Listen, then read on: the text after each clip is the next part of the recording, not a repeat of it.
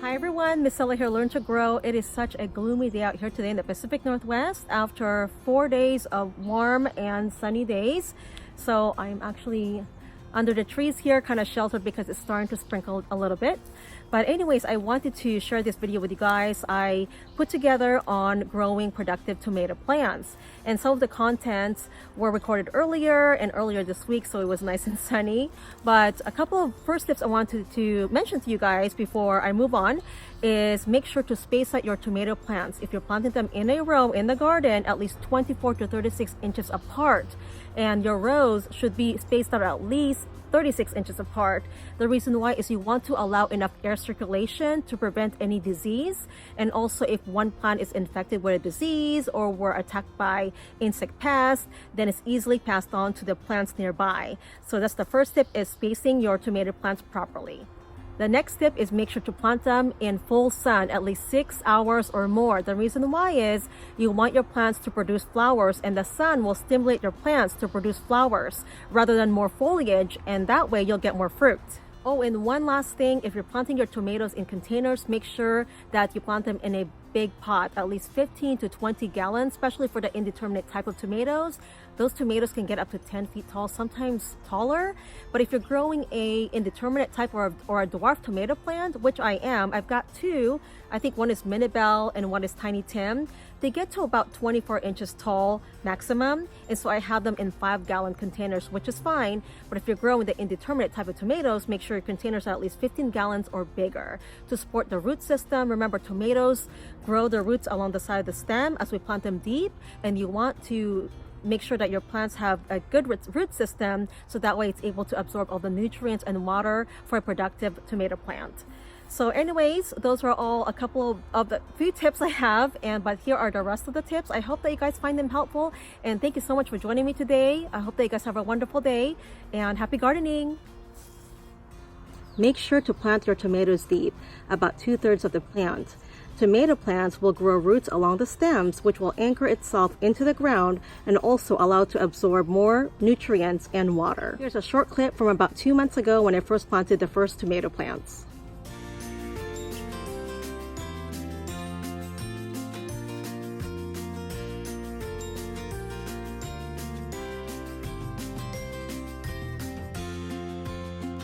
So this is how your tomato should look like after you plant it in a pot. Most of the plant is buried, about 2/3 of it, and about 1/3 of the plant is sticking out of the pot or in the ground if you plant it in the ground.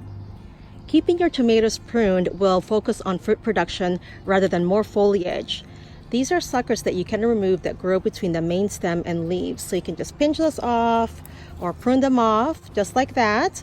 So if you let them grow, they will produce more leaves, and you want to focus more on fruit production. You can let a couple of them grow, which I have done here. This was a sucker, and I think there's another sucker on the other side right there. Make sure to discard your tomato trimmings into the garbage can and not add them to your compost pile or bin in case they have been infected with a pathogen. This leaf here looks like it has been infected with some kind of a disease. It's got black, brown spots on them, so you want to make sure you avoid putting them in the compost pile. This is sun gold tomato. It is an indeterminate type, which means it'll produce fruit until the first day of frost.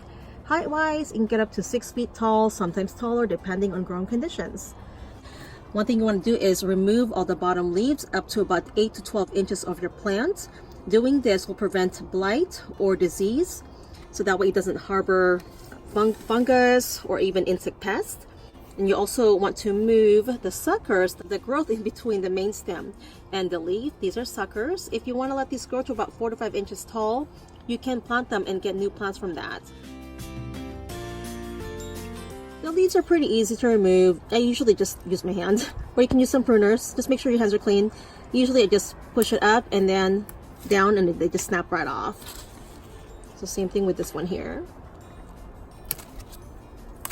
So just like that. And the suckers, you can just do the same thing. Just kind of pinch them off. When we water our plants, soil-borne pathogens can splash up onto the leaves, so it's a good idea to keep the lower stems pruned back. Now, pruning tomato plants is beneficial, especially for the bigger varieties such as beefsteak, early girl, or Roma, because you want the focus to go towards the better quality of fruit and also size. But now with cherry tomatoes, I generally do not prune the suckers. This can increase your yields. So I usually just let the suckers grow and I do stake them up. I know it gets kind of wild and crazy, but you can increase your yields up to 10 times or more. See these suckers that grew? You get more fruit that way. All these suckers have all those fruits or flowers that will eventually fruit. So yeah, you don't need to prune your cherry tomato plants unless you want to go ahead and, just make sure it's tamed so that way it doesn't get really wild and crazy. But you do want to allow enough circulation, especially in the bottom part of your plant. So about, again, the top or the bottom 12 inches of your plant should be pruned off, the leaves and the suckers down there, so you can allow air circulation and better airflow. So yeah, you don't need to prune cherry tomatoes. You'll get more tomatoes that way. For support, I have a stake in the middle of the plant. It's about 4 feet tall. And I usually just wrap around the twine around the plant. And as the plants grow, I just add another twine, wrap it around, and then I tie it to the stake in the middle here. I don't usually tie it too tight because you want to have some airflow in the middle. And so this will support the plants as it bears fruit, so it does not weigh it down. And again, I'm going to be adding more twine as the plants grow taller. You can also get a tomato cage. There are so many different kinds. So you can use a tomato cage in containers and also in the garden. And there are so many other trellises that you can do out in the garden as well. It just depends on what you prefer and what works for you. Make sure to water your plants regularly. Insufficient watering can cause your tomatoes to split. You'll be able to tell if your plants need water, the leaves will start to wilt, or you can stick your finger in the top 1.5 inches of the soil, and if it feels dry, go ahead and water your tomato plants. It is also a good idea to inspect your plants. I actually found some aphids on some of the leaves, and you can spray them right off with some water. Once they fall on the ground, they won't make it back up on your plants. And also inspect it for tomato hornworms. I have not had problems with tomato hornworms, so I've been fortunate not to have to deal with that. Companion planting can help deter or repel insect pests from your tomato plants by planting basil, garlic, chives, or onions, and also marigolds. These plants can also mask the scent of your plants, which will keep the insect pests away. And also, a great bait plant is nasturtiums or even mustard greens. The aphids are attracted to these plants, so more likely they'll flock onto these plants instead of your tomato plants, which will keep them away. Lastly, make sure to feed or fertilize your plants on a regular basis. I usually give our plants warm compost tea diluted in water, so I do that once a week. During the fruiting stage, make sure to lightly fertilize your tomato plants once a week or once every 2 weeks. And when applying water-soluble fertilizers, make sure to apply it at least 12 inches away from the plant, and you want to place it on top and lightly scratch it into the soil. You want to keep it away at least a foot away because you don't want the roots of your plants to burn. Now I'm using earthworm castings, and generally they do not burn the roots of the plant because the nitrogen is encased in the mucous membrane along with the trace minerals and other nutrients, so they are slowly released. So they are safe to use around all plants. So when I apply my worm castings, I generally just put it on top of the soil and scratch it in.